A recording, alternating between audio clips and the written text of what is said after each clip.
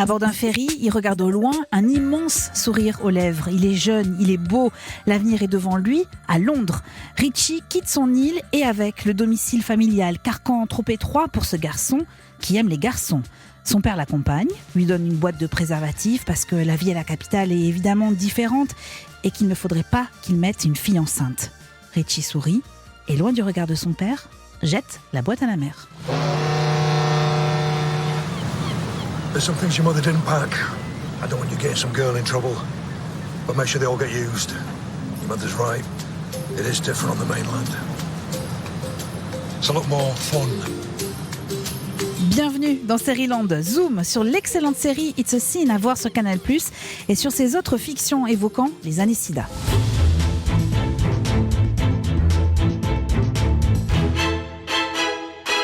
Seriland, c'est le podcast qui vous donne envie de regarder des séries de qualité, celles qui sont dans l'actualité, celles qui nous décryptent le passé pour mieux nous raconter notre présent. Je m'appelle Eva, en 1981, j'avais 8 ans.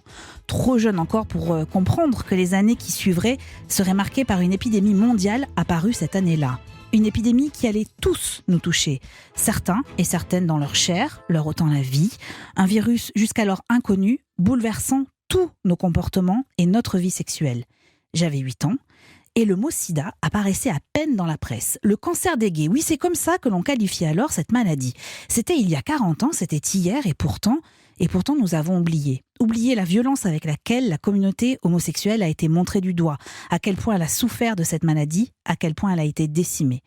Une série flamboyante et émouvante raconte cette décennie à travers le destin de 5 jeunes venus à Londres pour vivre, pas pour mourir. It's a Sin est la série à voir absolument sur Canal+.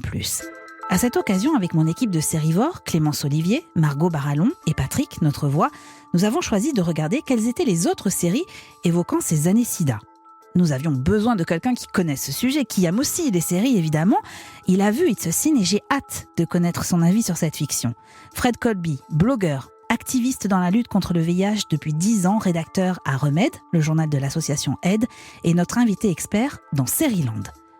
Et comme chaque semaine, ce nouvel épisode se terminera avec notre coup de cœur du moment, en l'occurrence la série Stage, où il est question d'une autre pandémie, comédie hilarante à voir encore sur Canal+.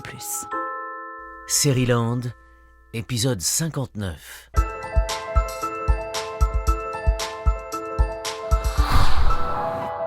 La série de la semaine. Bonjour Margot Barallon. Bonjour Eva Rock. Ravie de vous retrouver. J'ai hâte de savoir si vous avez aimé ou pas It's a Sin. Je vous spoil. Allez, oui, j'ai beaucoup aimé. Un tout petit peu. Et bonjour Fred Colby, je suis très heureuse de vous recevoir. Il y a beaucoup de choses à dire sur cette série qui est signée Russell T. Davies, qui s'était déjà intéressé à la communauté homosexuelle. Je pense que vous avez peut-être vu cette série Queer as Folk. On était dans la communauté homosexuelle de Manchester. C'était aussi un autre regard sur les années SIDA. Et puis on le connaît aussi pour le créateur d'une autre série exceptionnelle, Years and Years. Je pense que vous l'avez vu aussi. Oui, tout à fait. Et qu'on vous recommande évidemment. Fred Colby, exercice difficile pour commencer. Mais est-ce que vous pouvez, en 2 phrases, nous dire s'il faut ou pas regarder It's a Sin ? Alors oui, il faut voir cette série. C'est une série importante parce que c'est à la fois une série pour moi qui a un caractère presque historique, parce qu'elle parle d'une décennie de 1981 à 1991 où les années SIDA étaient les années les pires de l'épidémie, et parce que c'est aussi une série bouleversante, voilà, d'un point de vue émotionnel. Moi, je suis né en 1981, donc cette série, et je suis séropositif. Donc cette série, elle me parle bien sûr, mais je pense qu'elle peut toucher tout le monde parce qu'aujourd'hui, elle fait écho avec ce qu'on vit avec le Covid, la pandémie, etc. Donc voilà, je pense que c'est vraiment une série nécessaire, utile et qui arrive à un moment un peu difficile, mais qu'il faut voir. Ouais. On va revenir justement sur tous ces éléments que vous venez de donner et qui sont aussi la trame de la série. Margot, quel est votre avis alors sur la série ? Oui, vous avez aimé ? Oui, en fait, ce que j'ai particulièrement aimé, c'est que c'est une série, forcément, vu le sujet, qui est habité par l'idée de la mort, enfin qui est vraiment hanté par... il va y avoir beaucoup de morts, je spoil rien en disant ça, et qui est pourtant pleine de vie. Et il y a une sorte de frénésie comme ça qui vous entraîne, la joie qui côtoie le drame, que moi je trouve très réussie. Et elle m'a fait un peu le même effet que Years and Years, du même créateur. C'est-à-dire que même quand les ficelles sont un peu grosses, et elles le sont parfois, il y a un tel enthousiasme dans la façon qu'a Russell T. Davies de faire des séries, vraiment une telle authenticité que moi j'accroche. J'ai envie de danser avec ces gens, j'ai envie de pleurer avec ces gens aussi. sur moi, ça fonctionne super bien. Ah bah sur moi, ça fonctionne aussi. Je pense que cette œuvre, elle est très autobiographique aussi. Donc, c'est peut-être cette authenticité-là que vous avez ressentie qui est révélée par cette histoire. Moi, j'avoue, et je concède facilement avoir été bouleversée par cette série. Mais de la même façon, quand j'étais ado, les livres d'Armistice Maupin, les Chroniques de San Francisco, ou encore Les Ravages du Sida, mais aussi parce qu'elle parle de cette homophobie qu'on qualifierait volontiers d'ordinaire. Voilà, le terme n'est pas très joli, je le conçois, mais elle parle de l'exclusion dont sont victimes les homosexuels, des relations conflictuelles avec les parents, la solitude qui tue aussi les personnes atteintes du VIH. Moi, les images des malades seuls dans cet hôpital, ce qu'on avait aussi déjà dans Philadelphia, m'a totalement bouleversée. J'ai trouvé ça d'une extrême violence, en fait. Bien sûr. Et donc, vous disiez, les premiers épisodes se déroulent d'abord en 1981, en 1984, à une époque où tout le monde ignore cette maladie. Colin, qui est un des héros, travaille dans un magasin de vêtements. Il a sympathisé avec son supérieur, qui est homosexuel, qui vit en couple, et dont le compagnon vient de tomber malade. Et dans l'extrait qui suit, il dit que les médecins ont parlé d'une pneumonie, puis d'une infection pulmonaire transmise par des oiseaux, un truc bizarre, la maladie du perroquet. Alors Colin demande naïvement, est-ce que vous avez des perroquets ? Bien sûr que non, lui répond son supérieur. They said it was pneumonia. Then they said it was like something you get from birds, in his lungs. They said it was strange. They said it was some kind of psittacosis. Well, like you get in parrot. That's what they said. You haven't got a parrot, have you? Of course we haven't got a fucking parrot.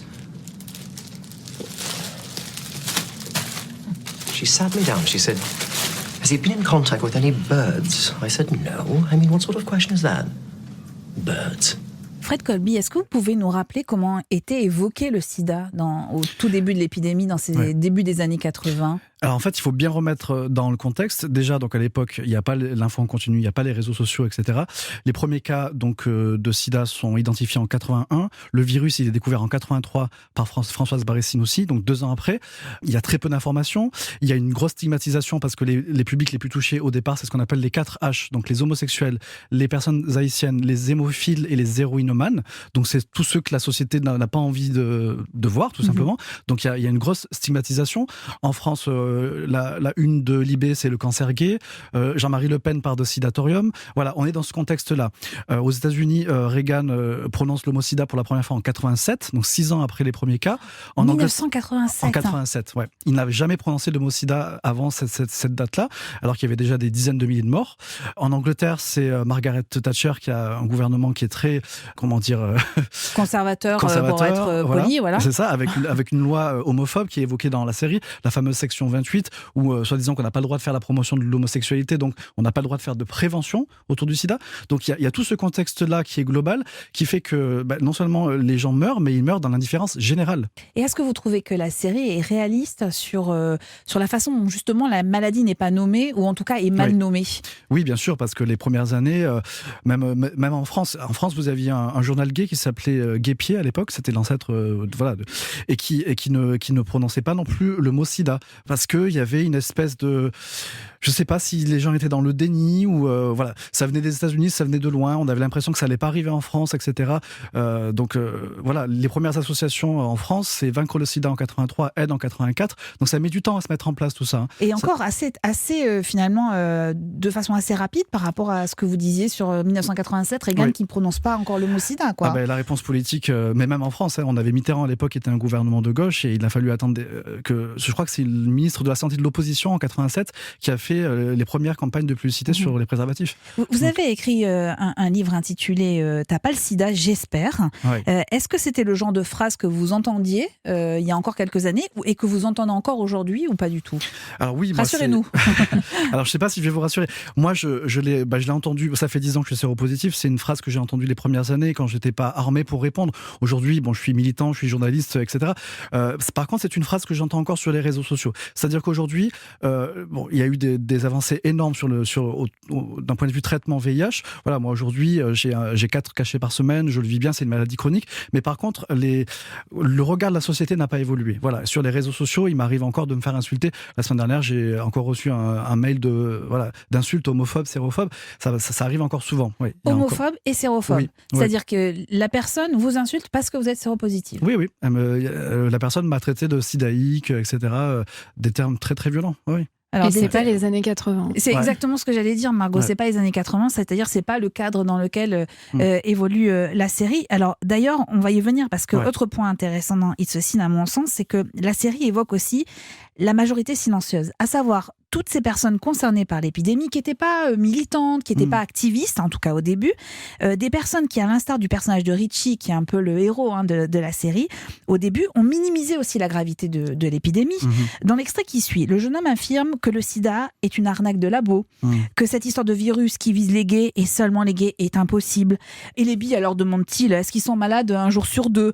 Un soi-disant cancer, mais le cancer, c'est pas contagieux. Et puis quoi, c'est quoi un cancer qui est gay, un cancer qui est rose? Il dit, voilà, et de poursuivre. Ils veulent nous faire peur, nous dégoûter du sexe parce qu'ils sont frustrés. But do you want to know the truth? Do you know what it really is, AIDS? It's a racket. It's a money-making scheme for drugs companies. Do you seriously think there's an illness that only kills gay men? It can calculate that you're gay and kill you, but no one else. What about bisexuals? Do they only get sick every other day? And they say it's a cancer, but you can't catch cancer. Cancer is not a thing that can get caught. It's not like a cold or a cough, it's cancer. It doesn't transmit. Because imagine it. Gay cancer. How is a cancer gay? I mean, what does it look like? Is it pink? Where is it? Is it in the wrist? I mean, for God's sake. You get all these stories and all these rumours and all these nightmares because that's what they want you to think, that lot. They want to scare us and stop us having sex and make us really boring, basically because they can't get laid. That's the truth.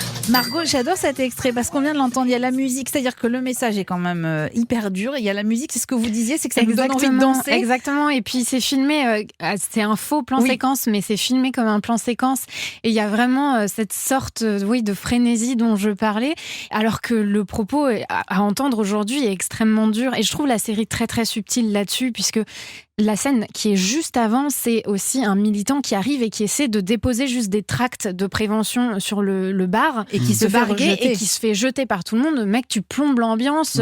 Et en fait, on voit aussi l'espèce de double contrainte dans laquelle est cette communauté à l'époque. C'est-à-dire qu'ils ont été tellement rejetés, placardisés, et enfin, ils ont des endroits à eux où ils peuvent être eux-mêmes.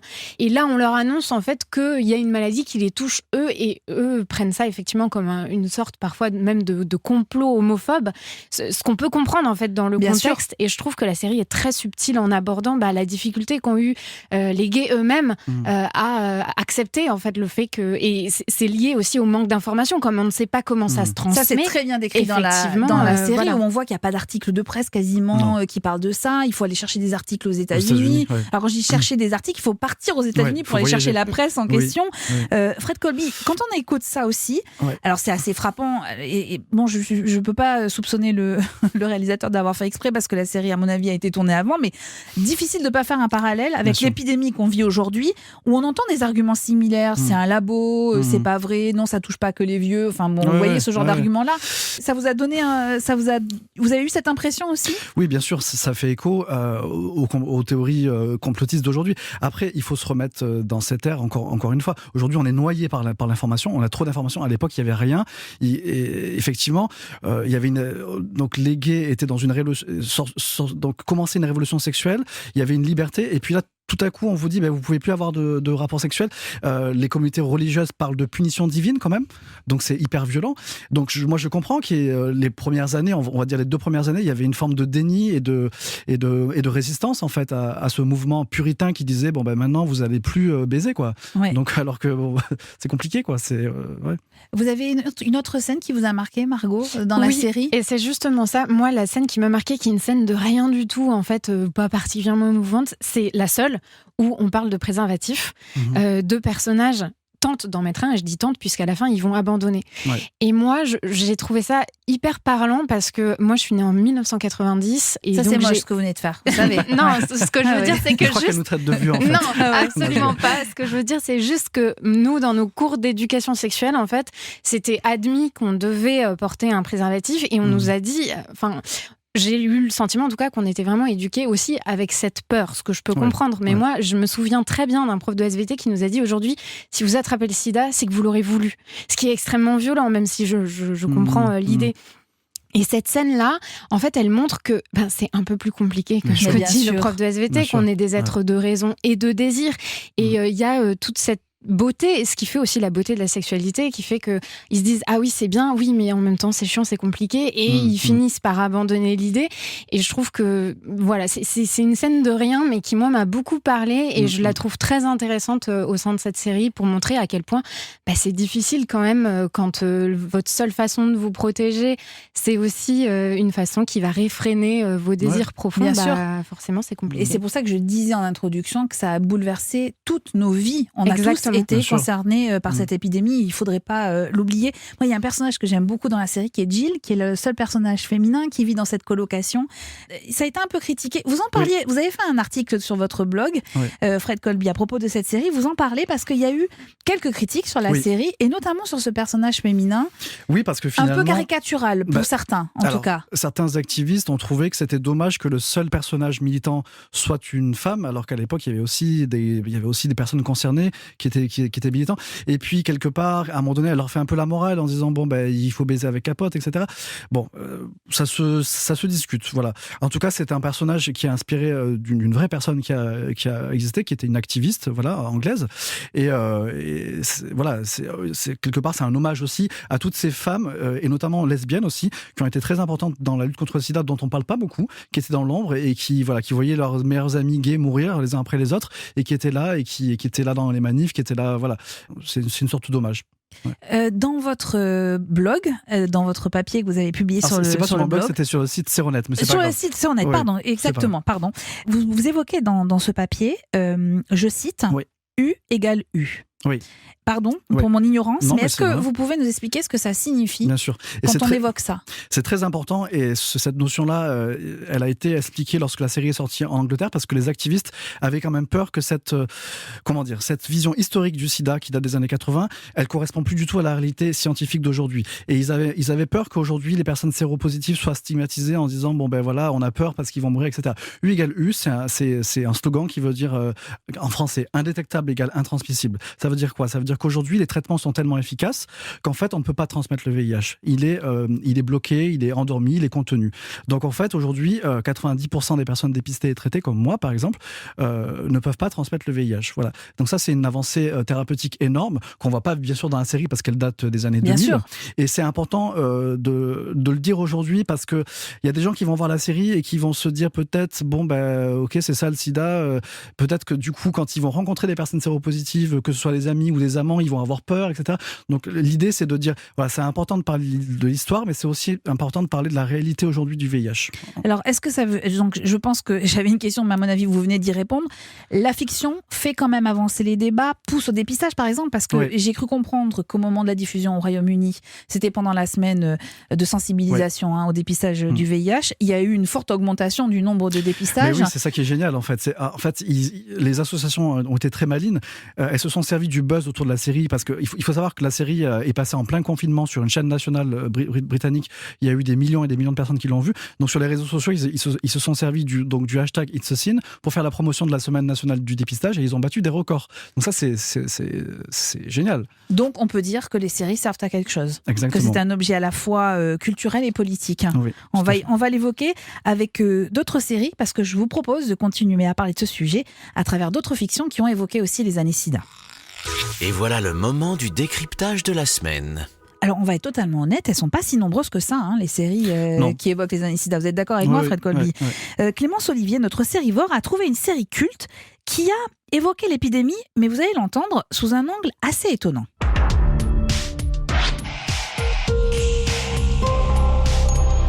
L'aparté de Clémence.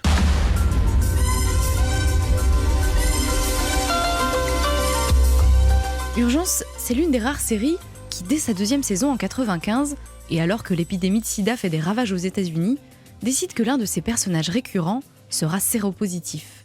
C'est celui de Jenny Bollet, jouée par Gloria Reuben. Rien de révolutionnaire, vous pourriez me dire, il y en a des séries qui, avant Urgence, ont parlé du sida, comme Saint Elsewhere, la sitcom Monsieur Belvédère, The Equalizer. Oui, sauf qu'à l'époque, c'est un petit coup de tonnerre. Car Jenny Bollet est bien différente des personnages séropositifs qu'on nous avait montrés jusqu'ici à l'écran. Pour comprendre pourquoi, il faut d'abord que je vous rappelle qui est Jenny Bollet. On la découvre en milieu de saison 1. C'est une physiothérapeute qui intervient au domicile de la mère de Peter Benton, un interne en chirurgie. Petit à petit, cette femme noire qui est mariée va tomber amoureuse de Benton et les deux soignants vont devenir amants. En saison 2, Jenny devient un personnage plus important, elle intègre l'hôpital comme assistante médicale, elle quitte son mari pour se mettre avec Benton.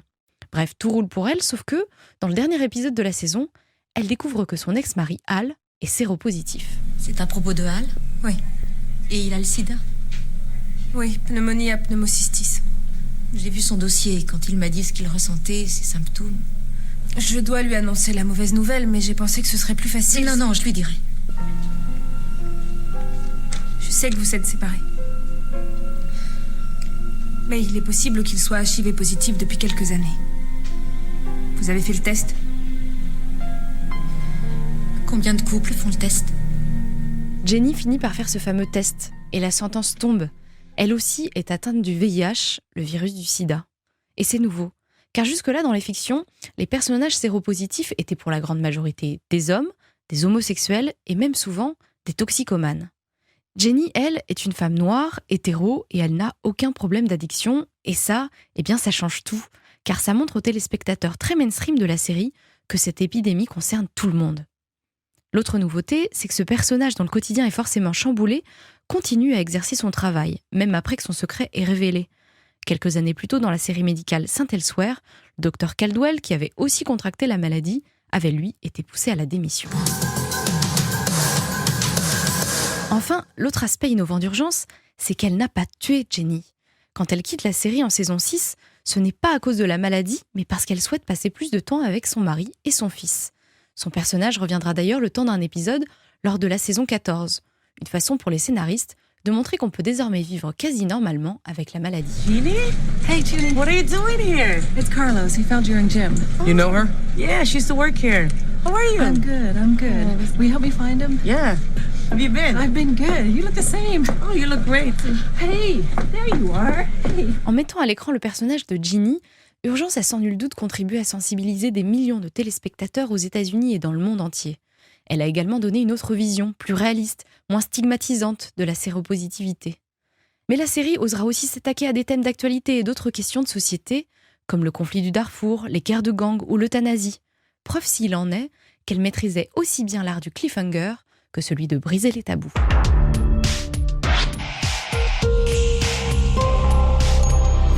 Fred Colby, vous vous souveniez de ça dans Urgence ? Non, je me souviens de la série, mais je ne me souviens pas du personnage séropositif. Non. Alors, est-ce que vous pouvez nous expliquer pourquoi It's a Sin n'arrive que maintenant ? Pour moi, en fait, la série arrive maintenant parce qu'il y a du recul. Voilà. Ça fait 40 ans que l'épidémie a démarré. C'était compliqué d'en parler dans les années 90-2000 parce que je pense que le deuil était encore trop récent, la souffrance était encore trop récente. D'ailleurs, Russell T. Davies parlait pas trop du VIH dans Queer as Folk parce que je pense que lui-même n'avait pas fait ce travail de deuil des amants et des amis qu'il avait perdus. Et il explique qu'aujourd'hui, voilà, avec le temps, il a réussi à faire ce travail. Et puis... Voilà, je pense que c'est vraiment quelque chose d'historique et il faut toujours avoir un peu de recul quand on raconte l'histoire. Là, ça y est, on l'a aujourd'hui et on peut le faire. On peut le faire et puis on peut le faire bien en fait aussi. C'est ça. Margot. Il ne faut pas oublier qu'une série, ça reflète une époque, ça reflète une époque aussi dans ses capacités de production et d'être diffusée. Bien sûr. La première série, une des premières séries américaines qui va parler du sida, vraiment du sida, et elle est difficile à regarder aujourd'hui, ça s'appelle An Early Frost, c'était en 85. Difficile à regarder parce qu'on dirait vraiment un cours de SVT. Elle a été diffusée sur NBC et NBC a perdu un argent monstre à l'époque parce que les annonceurs refusaient d'être associés à ce programme. Donc il y a aussi ça. Il faut voir que ça a été très difficile pendant longtemps. Nous, en tant que spectateurs, à regarder la série aujourd'hui. Et les décideurs sont prêts à prendre ce qui n'est pas un risque en réalité. Mais bon, quand on voit, il reste toujours du chemin à faire sur les représentations en règle générale. Bien sûr. Et pendant très longtemps, ça a été très compliqué de parler de ça parce que personne ne voulait voir ça à la télévision. Ouais, c'est ça. Margot, vous avez choisi de nous parler d'une autre série qui met en avant un personnage célèbre. C'est Gianni Versace, le couturier assassiné en 97. Et cette série, c'est American Crime Story. Donc la saison 2 est centrée sur son assassinat, réalisée par Ryan Murphy. Donc on suit Gianni Versace avant qu'il soit assassiné, je rappelle, devant chez lui par un jeune homme qui s'est suicidé par la suite. Gianni Versace était ouvertement gay, en couple avec un mannequin, Antonio D'Amico. Et dans la série, il apprend sa séropositivité. Je m'efforce de ne pas être amer, Antonio. Je n'ai jamais été amer. Chaque fois que j'étais triste, je dessinais. Chaque fois que j'étais en colère, je dessinais. Et aujourd'hui, je suis trop malade. Trop malade pour travailler, pour... Tu comprends? Pour la première fois de ma vie, je suis jaloux. Je suis jaloux de ce type. Je suis jaloux de cette fille. Je veux qu'on me débarrasse de ça, Antonio. Je veux que ça dégage, mon amour. Je veux que ça s'en aille. Débarrasse-moi de ça, mon amour. Il est fort cet extrait. Hein. Oui, Ouais. alors je dois dire que je suis pas très fan de cette saison 2. En revanche, je trouve important d'en parler là parce que ce qui est intéressant, c'est que la séropositivité de Gianni Versace dans la vraie vie n'a jamais été prouvé, comment dire, c'est pas le bon terme, mais en tout cas la famille de Gianni Versace et notamment sa sœur Donatella ont toujours dit que non, pas du tout. Il avait un cancer, mais pas le sida. Et quand la série est sortie, elle est adaptée d'un livre, Très enquêté, oui. très enquêté, mais aussi très controversé. Livre qui affirme que si, il était bien séropositif. Et de nouveau, donc c'était en 2018, et là, de nouveau, la famille Versace s'est insurgée en disant que c'était une honte. Et je trouve ça intéressant parce qu'ils auraient pu laisser couler tout aussi bien. Et en fait, ça montre quand même que le sujet est toujours extrêmement sensible. Le fait qu'une grande maison de couture refuse encore aujourd'hui qu'on puisse, même après tout, on pourrait aussi dire, voilà, c'est une fiction, s'ils ont envie de mettre ça dans une série, pourquoi pas. Non, le fait qu'ils s'arc-boutent sur ce sujet-là me paraît très intéressant. Vous êtes d'accord, Fred Colby? Il y a encore des résistances comme ça auxquelles on ne s'attend pas forcément? Oui, je trouve que ça en dit long sur la visibilité des personnes vivant avec le VIH, que ce soit dans les médias ou voilà. Aujourd'hui, en France, il n'y a pas de personne publique qui dit je suis séropositif, alors qu'il y en a, on le sait. Et vous pensez que ça serait intéressant qu'ils le disent? Parce qu'il y aurait un travail de prévention à faire? Bien sûr. Ce qui s'est passé en Angleterre avec Gareth Thomas, je ne sais pas si vous avez suivi, c'est un joueur de rugby ouvertement gay qui a fait donc son coming out, voilà, et qui a dit qu'il était séropositif. Bon, il a fait la tournée des talk-shows pour expliquer que voilà, aujourd'hui, on peut vivre bien avec le VIH, les traitements, etc. Et c'est devenu presque un porte-parole. Et c'est hyper important pour toutes les personnes qui sont séropos et qui le vivent mal ou qui sont obligées de le cacher à leur employeur, à leur famille, parfois même à leurs amis. Donc oui, en tant que minorité, c'est toujours important d'avoir des représentants dans les médias, dans la fiction, etc. C'est très important. Versace est disponible sur Netflix. Elle est signée Ryan Murphy, cette série. Et Ryan Murphy a signé, parmi toutes ces séries, une autre série qui parle des années SIDA, c'est Pause. Là aussi, il y est question du VIH, des conséquences au quotidien de la maladie et de l'homophobie. Exemple avec, dans le premier épisode, un des héros, Damon, un jeune homme noir, féru de danse, qui va se retrouver à la rue après une dispute avec son père.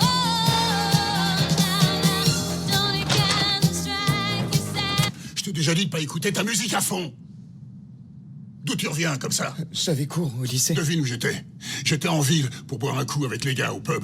Et quand je suis arrivé, ils s'étaient pliés en 4. Tu te souviens de Todd, qui bossait à l'usine avec moi? Il dit qu'il t'a vu t'éclipser en 12 du studio de danse en débardeur et en chaussons. Je dis qu'il se trompait, parce qu'il me semblait avoir été très clair. Pas de cours de danse. Je peux tout expliquer. Ça, tu peux l'expliquer?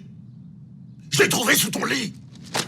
Je l'avais dit à ta mère, si t'es trop douce avec lui, tu vas en faire une chochotte. J'ai essayé de t'endurcir, mais elle me rabâchait que t'étais créatif et qu'on devait te laisser explorer. Alors je l'ai laissé t'élever. Et toi, c'est comme ça que tu me témoignes ta reconnaissance? Eh ben alors, vas-y, exprime-toi. T'as 17 ans, t'es un homme maintenant, non? Alors dis-le. Je veux être danseur. Et je suis gay. J'essaie de faire quelque chose de ma vie. Je veux devenir quelqu'un et quitter ce trou paumé. Alors comme ça, moi je suis personne parce que je suis jamais parti. Tu sais rien de ce que c'est que d'être un homme. De lutter au quotidien. Arrête! C'est une scène assez violente où donc ce jeune homme est sorti de chez lui à coups de ceinture et la mère ne fera rien pour essayer de sauver la situation. La série Pause est disponible sur MyCanal et je vous encourage à la regarder.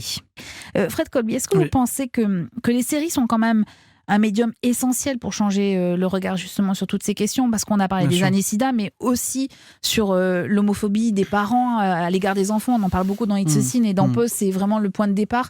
C'est aussi important sur ce point-là? C'est très important, et Pause est une série hyper importante parce que on voit une minorité dans la minorité, c'est-à-dire des personnes noires, des personnes trans, des personnes latinos, qui sont d'autant plus touchées par le VIH, de par ces vulnérabilités, de par cette homophobie familiale, etc. Et c'est important important parce qu'aujourd'hui, toujours en 2021, que ce soit en France ou aux États-Unis, les personnes noires homosexuelles sont plus touchées que les personnes blanches. Parce que homophobie, parce que tabou de l'homosexualité, parce que situation vulnérable, etc. Donc c'est très important de montrer ces personnes. Alors, traiter du sujet du sida de ces années de crise sanitaire, c'est aussi parler de politique. Et à mon sens, il y a une série française qui l'a très bien fait, qui montre à quel point les changements dans la société sont aussi initiés par nos dirigeants. Il s'agit de Fierté, série de Philippe Faucon, qui avait été initialement programmée sur Arte.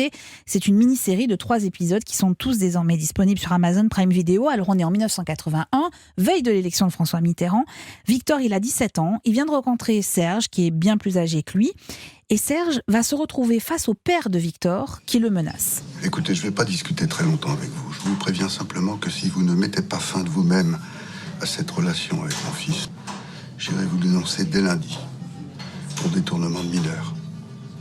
Vous avez raison, vous avez la loi pour vous. Pour quelque temps encore. Mais dès que Victor sera majeur, vous n'y pourrez plus rien. S'il n'est plus avec moi à ce moment-là, il sera avec quelqu'un d'autre. Victor aime les hommes. Il ne pourrait rien y changer. Et lui non plus, d'ailleurs. Mais ce qui va changer pour lui, par contre, si Mitterrand est élu, c'est qu'il sera enfin considéré comme une personne normale.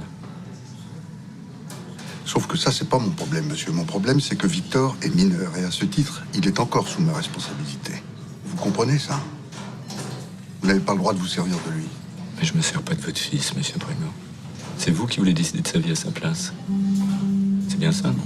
Je n'ai pas peur de la route, faudrait voir, faut qu'on y goûte des méandres au creux des reins, tout ira bien. L'expression « une personne normale », qui est pourtant expression utilisée par Serge, en l'occurrence, on voit quand même le chemin qui a été parcouru, et on était en 80, et c'était il y a 40 ans, mais les choses ont quand même changé. Fred Colby. Oui, alors les choses ont changé. Après, le sida est une maladie politique, c'est-à-dire qu'elle ne touche pas les populations de la même façon, elle se nourrit de l'homophobie, elle se nourrit de la transphobie. Voilà. Et c'est vrai que, alors, heureusement, les choses ont changé. Aujourd'hui, en France, il y a toujours 6000 contaminations par an quand même, ça, faut pas l'oublier.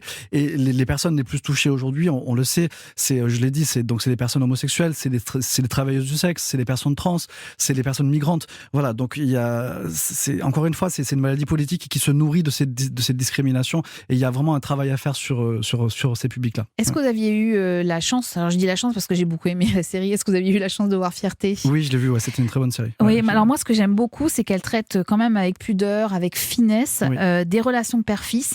Vous venez d'entendre dans le rôle du papa Frédéric Pierrot, qu'on a adoré dans Thérapie, dont on a beaucoup parlé dans Sériland.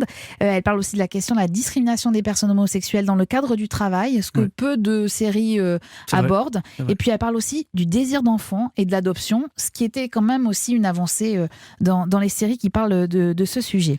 Et puis on en parlait tout à l'heure, effectivement, là il y a quand même un personnage qui vit avec la maladie sur plusieurs épisodes, Serge, en l'occurrence. sur des décennies même. Et c'est vrai que d'ailleurs c'est très bien fait parce que vraiment ça se finit. Enfin, en fait, on n'a pas du tout la scène où il apprend qu'il est séropositif. Ça fait une ellipse dans le temps et il est toujours là. Et on voit qu'il est malade, mais il vit avec ça. Et je trouve que ça, c'est très bien rendu dans la série. Et c'est d'autant plus rare dans les séries françaises. Enfin, c'est vrai, tout à fait. Très peu. Ouais. Donc les 3 épisodes, et chaque épisode est consacré à une période dans le temps. Donc c'est à peu près une décennie à chaque fois. Et on passe d'une décennie à l'autre. Et on voit les personnages évoluer avec justesse. Moi, j'ai beaucoup aimé Fierté. C'est à voir sur Amazon Prime Video. Je vous propose de quitter l'univers des années 80 pour retrouver les années 2020 et 2021. Alors certes encore avec une pandémie, mais qui donne parfois lieu à quelques fous rires. La découverte de Sériland. Et oui, parce que Fred Colby, jamais un Sériland ne se termine sans sa recommandation, son petit coup de cœur, voire son gros coup de cœur pour une nouvelle série. Et alors, ces derniers jours, j'ai ri très très fort en découvrant Stage sur Canal+. Alors, je vous explique l'histoire. Au départ de cette fiction, il y a une histoire, une vraie. C'est celle des acteurs David Tennant et Michael Sheen. Ce sont les acteurs principaux de la série Good Omens, si vous avez vu ça. Tous les deux, en fait, s'apprêtaient l'an dernier à jouer dans une pièce de Pirandello. Et puis, le coronavirus est passé par là. Le projet s'est cassé la gueule. Sauf que le producteur, Simon Evans, a eu une idée. Il s'est dit, on va répéter la pièce par Zoom, Vous savez, ce bien petit instrument informatique que nous maîtrisons tous mais, désormais. Malheureusement. Voilà, malheureusement. On va répéter par Zoom, histoire d'être prêt au moment où les théâtres vont rouvrir. Alors, David Tennant, lui, est partant tout de suite. En revanche, c'est un peu plus compliqué pour Michael Sheen, qui est pas très à l'aise avec l'informatique, mais qui finit par accepter donc la première connexion par Zoom. Donc les voilà tous les trois. Et alors écoutez, parce que c'est vraiment pas gagné. Hein. Hello, both. Afternoon, all. It's great to see you. Afternoon, all. Yeah, afternoon, David. Yeah, good to see you, Simon. Should I start? You should start, Simon. Sorry, David, you go. No, you should start. I was just going to say. I wouldn't say anything. David? Alors on va pas se mentir, ce que vous êtes en train d'entendre, c'est un gros bordel en fait, on va pas se mentir. Hein, voilà. Exactement. C'est le bordel, je vous rassure, ils vont quand même finir par s'entendre et s'écouter. Et nous, on revit ce huis clos inédit quand même, hein, que fut le confinement à travers leur histoire. Margot, vous avez aimé cette série ? Ah oui, j'ai énormément ri. C'est un humour très très british, oui, mais, d'accord. Mais génial. Alors vraiment, il faut la regarder en VO parce qu'ils ont tous des accents incroyables en plus. Puis il y a beaucoup de vannes. Ils s'en moquent il y a de beaucoup de l'accent vannes écossais. sur ça. Et j'ai trouvé ça très bien écrit parce qu'en fait, il y a plein de mini-arcs narratifs très intéressants qui rappellent tous le confinement de manière pas plombante du tout. Donc il y a la promiscuité évidemment, il y a l'école aux enfants, il y a l'alcoolisme qui est devenu parfaitement acceptable pendant l'absence d'exercice physique l'absence aussi, d'exercice physique. Et puis il y a quand même un casting 5 étoiles parce qu'il y a ces deux acteurs, mais il y en a un troisième, je vous dis pas qui parce qu'il est excellent aussi, qui les rejoint très très vite parce qu'en fait il était pressenti pour faire être dans la pièce et en fait non. Et puis c'est aussi, je crois que ça Eva vous l'avez vu aussi, c'est très drôle parce que c'est vraiment une plongée dans les égos de ces acteurs-là qui se moquent d'eux-mêmes et c'est. Alors parce que d'abord il faut expliquer que sur la forme quand même pour essayer de vous illustrer un peu à quoi ça ressemble, la série est composée de séquences qui ont été tournées sur Zoom, donc il y a des plans qui sont réalisés chez les comédiens. Donc résultat vous voyez aussi les femmes passer dans le et ce sont le leurs champ. vraies femmes. Ce sont leurs vraies femmes qui donnent leur avis aussi et qui sont toutes excellentes. Voilà. On participe en fait à leur vie. Moi, j'ai trouvé ça absolument hilarant parce qu'on sait plus du tout ce qui est de l'ordre de la réalité ou de la fiction. D'ailleurs, je me suis demandé comment ils avaient écrit pendant le confinement ces scènes-là parce que ça doit être un peu schizophrénique. Et puis il doit y avoir une part d'improvisation totalement très importante. Avec des vraies réactions devant la caméra, notamment quand on parle d'alcoolisme. Voilà. Ce que vous disiez, Margot, c'est vraiment l'humour très british. Voilà. Et c'est une satire du milieu des comédiens qui sont quand même bouffés par leur égocentrisme et voilà, et par leur orgueil. C'est absolument hilarant. C'est un petit bijou et c'est à voir sur MyCanal. Ça s'appelle Stage. Il y a 2 saisons qui sont disponibles. Le crush de l'invité. Ah oui, c'est à vous, Fred Colby, parce que vous nous avez dit en préparant cet épisode que vous aviez adoré. Alors la série, on l'appelle Murder en France, mais il y a un titre anglais que je vous laisse prononcer. How to Get Away with Murder. Voilà, parce que moi je le dis beaucoup moins vite que ça. C'est une production Shonda Rhimes avec Viola Davis dans la peau d'une prof de droit et avocate et qui chaque année fait travailler une partie de ses élèves en tout cas sur une affaire. On va écouter un extrait. Mais je ne subirai pas ces calomnies plus longtemps. Vous m'envoyez navré, sénateur. Navré que vous n'ayez aucune compassion pour tous ceux qui ont été broyés par votre projet. Et je ne parle pas de Trisha et de son petit ami David Allen qui a passé 21 ans derrière les barreaux. Je parle aussi des milliers de personnes que vous avez expulsées dans le but de vous enrichir. La plupart d'entre eux étaient pauvres, impuissants et n'avaient pas la couleur de peau qui augmenterait vos profits. Vous avez détruit des milliers de personnes. Vous avez détruit des milliers de familles. Vous avez détruit des vies entières, sénateur. Admettez que vous avez tué Trisha Stanley et que vous avez piégé mon client David Allen pour qu'il tombe pour meurtre. J'ai dit ça suffit, vous avez compris? Prononcez encore un seul mot et je serai obligé de vous faire arrêter. Qu'est-ce qui vous plaît tant dans cette série, Fred Colby ? Alors tout, déjà, le fait que... Donc, il faut savoir que Shonda Rhimes, donc, qui est une femme noire américaine très puissante, qui est une productrice donc, de séries, donc elle a fait avec cette série un truc génial, c'est que le rôle principal, donc, joué par Viola Davis, c'est une femme noire, avocate, bisexuelle, alcoolique, puissante, névrosée, enfin qui est juste géniale, c'est un personnage génial. Parmi les personnages dans cette série, donc vous avez un couple gay, et un des deux, donc je vais pas spoiler qui, mais donc découvre qu'il est séropositif assez tôt dans la série. Et en fait, c'est pas un drame. Voilà, c'est juste un fait parmi d'autres. Donc, ils vont apprendre à vivre avec son mec. Ils vont découvrir aussi la PrEP, qui est un traitement préventif pour les personnes séronégatives. Donc, Il faut savoir quand même que How to Get Away with Murder, ça passe sur ABC, qui est une chaîne nationale américaine qui fait partie du groupe Disney, et on voit un couple gay qui fait des plans à 3, qui parle de VIH, qui parle de PrEP, et ça c'est génial. Voilà. Et moi je remercie Shonda Rhimes de montrer ces personnages-là sur une chaîne nationale, voilà, américaine qui appartient à Disney. Je trouve ça super. Force de Shonda Rhimes, on avait consacré tout un épisode de série. C'est vraiment la normalisation des représentations. Ouais. Exactement. On vous conseille de réécouter cet épisode parce qu'on évoquait aussi ce travail qu'elle fait, notamment sur la représentativité des personnes noires, notamment dans Bridgerton, dans la dernière série qu'elle a produite pour Netflix, et où effectivement rien n'est un problème. Et tout est visible sur les écrans et c'était extrêmement important. Margot, merci infiniment une nouvelle fois d'avoir été avec nous aujourd'hui. On vous retrouve notamment chez Philippe Vandel sur Europe 1 et puis évidemment dans les prochains épisodes de Série-Land. Merci infiniment Fred Colby d'avoir été avec nous. Votre livre T'as pas le sida, j'espère, est toujours disponible. On vous lit sur votre blog et puis on vous lit aussi dans le journal de l'association Aide Remède. Voilà. Et comme chaque semaine, je vous quitte avec une réplique d'une héroïne dans une série que nous aimons. Eh bien la parole, elle est à Blanca évidemment dans Pause, qui dit « Je ne cherche pas à être le joujou de quelqu'un, je veux juste une histoire d'amour, je veux tomber amoureuse, je le mérite, je ne veux pas être une poupée gonflable. »